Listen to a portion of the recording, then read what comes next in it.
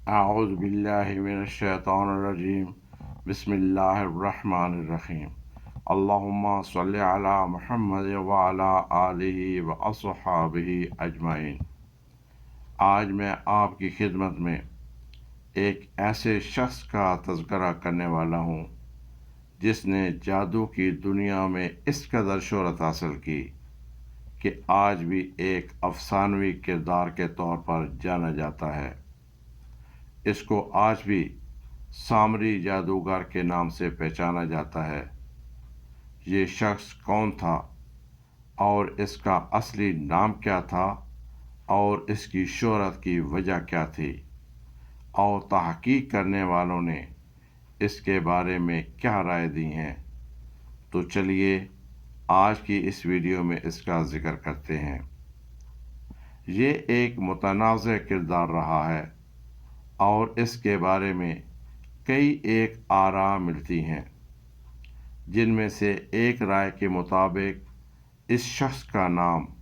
موسیٰ بن ظفر تھا، جو کہ قدیم مصر سے تعلق رکھتا تھا، اور کہا جاتا ہے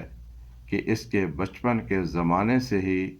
اس کے ساتھ کچھ ایسی طاقتیں موجود تھیں جن کی وجہ سے اس وقت کے لوگ اسے ایک مختلف شخص کے طور پر مانتے تھے۔ اور یہ بھی کہا جاتا ہے کہ جب بنی اسرائیل نے فرعون کے مظالم سے تنگ آ کر وہاں سے ہجرت کی تو یہ شخص بھی ان کے ساتھ چل پڑا۔ حضرت عبداللہ بن عباس رضی اللہ تعالی عنہ کی رائے کے مطابق بھی سامری کا تعلق اسی علاقے سے بنتا ہے، اور آپ فرماتے ہیں کہ یہ شخص بظاہر مسلمان ہو چکا تھا، لیکن اس کے دل میں نفاق موجود تھا۔ ایک دوسری روایت کے مطابق اس کا تعلق سمیری قوم سے بنتا ہے،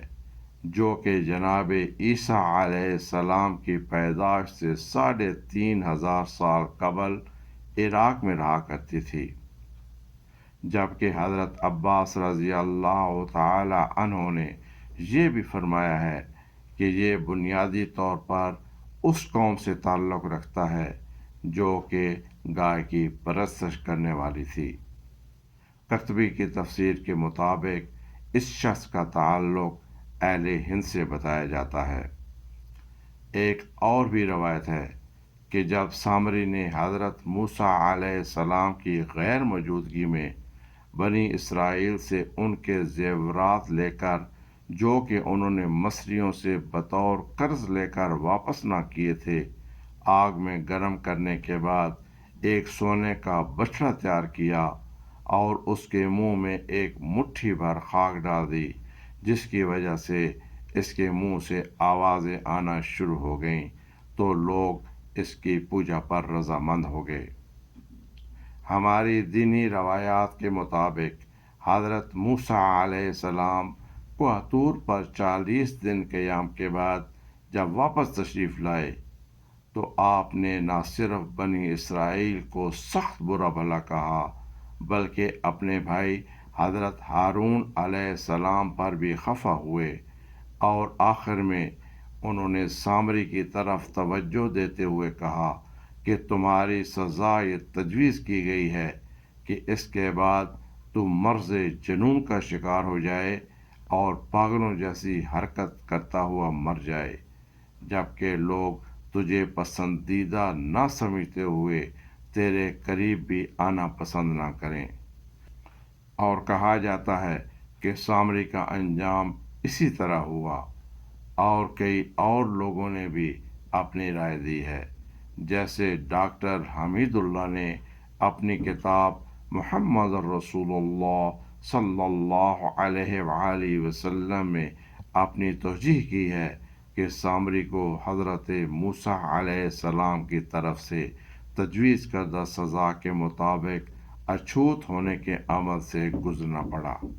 یہ تھی وہ تمام رائیں، لیکن ان سب کے ساتھ ایک اور بھی نظریہ پایا جاتا ہے کہ جب بنی اسرائیل اس بچڑا بنانے کے بعد رائے حق سے ہٹ گئے تو ان کے لیے یہ سزا تجویز کی گئی کہ وہ اپنے ہاتھوں سے ایک دوسرے کو قتل کریں، اور اس پر عمل درآمد بھی کیا گیا۔ لیکن اس موقع پر اس گناہ کے سب سے بڑے ذمہ دار یعنی سامری کو یہ سزا کیوں نہ دی گئی؟ یہ بھی ایک بامعنی سوال ہے، کیونکہ وہ بظاہر اس وقت تک دین موسوی پر عمل لا چکا تھا، لیکن یہ الگ بات تھی کہ اس کے اندر ابھی بھی نفاق موجود تھا۔ اس بارے میں بھی علماء کی رائے ہے کہ جب آپ کوہ طور سے واپس تشریف لائے اور یہ عالم دیکھا تو سخت غیظ و غضب میں آ کر آپ نے حضرت ہارون علیہ السلام کی ریش مبارک تک کو کھینچ لیا اور پوچھا کہ تمہاری موجودگی میں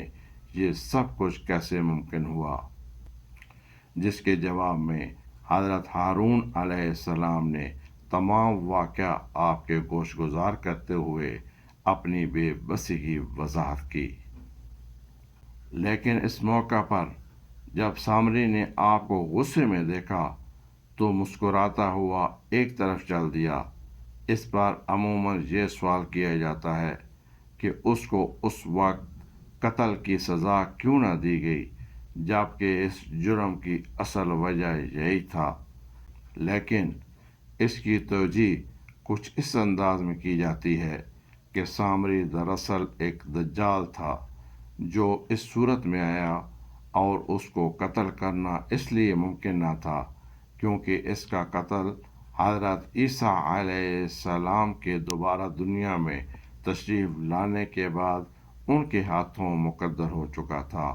تو یہی تھا تعارف سامری جادوگر کا، اور امید ہے کہ آپ کو یہ ویڈیو پسند آئی ہوگی۔ پسند آنے کی صورت میں اس ویڈیو کو لائک کریں اور اپنے دوستوں میں شیئر کریں۔ والسلام علیکم ورحمۃ اللہ وبرکاتہ۔